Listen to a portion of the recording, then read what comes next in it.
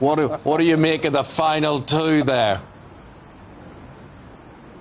Well, good morning, Eamon. Well, I mean, the extraordinary thing is that after all the ruckus that's been going on in here, as the Tories have fought like rats in a sack, knocking lumps off each other over their record of economic mismanagement, we've ended up with two continuity candidates, both of them senior figures in Boris Johnson's government, and both of them up to their necks in every single mistake that he made, every tax hike that he imposed, and all the economic failure that they're desperately trying to launder their records about. So, you know, we've got two continuity candidates rather than the change that the country desperately needs.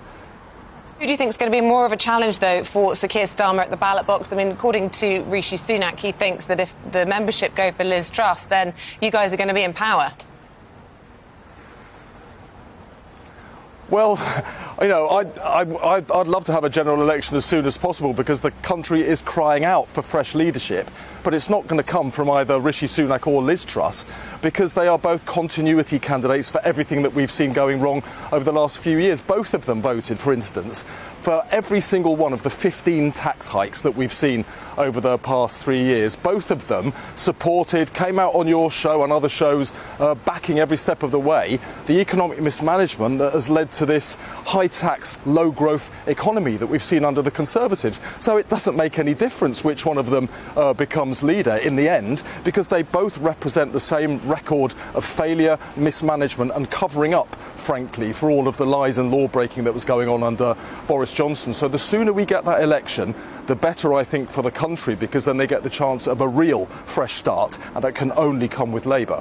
But Steve, I don't really understand what you're saying, because surely Labour's social conscience, social policies would also require high tax and low growth.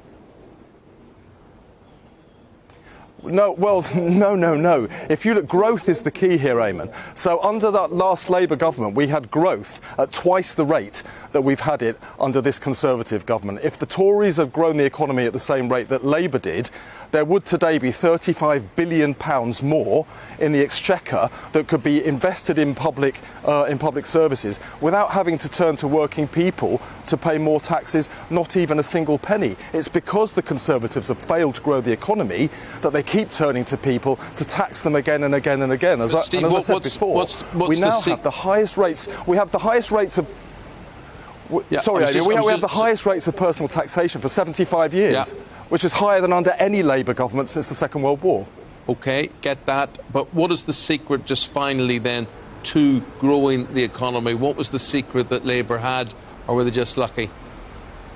It's investment. It's investment. So my colleague Rachel Reeves, the Shadow Chancellor, has outlined a plan to invest £28 billion a year to transform the economy so that we get the high growth that will lead to higher wages and lower taxes. But because the Conservatives choked off that investment, the economy has shrunk, and then people end up paying more taxes as a result of it. You can invest in the economy to grow it, and then anything you borrow gets paid back. But if you borrow to fund tax cuts, then frankly all you do is fuel inflation, which wipes out any benefits from it. I'm afraid the modern Conservatives are economically illiterate, and they've delivered for us this low growth, high tax economy that is fueling the cost of living crisis that is hurting every single one of your viewers today.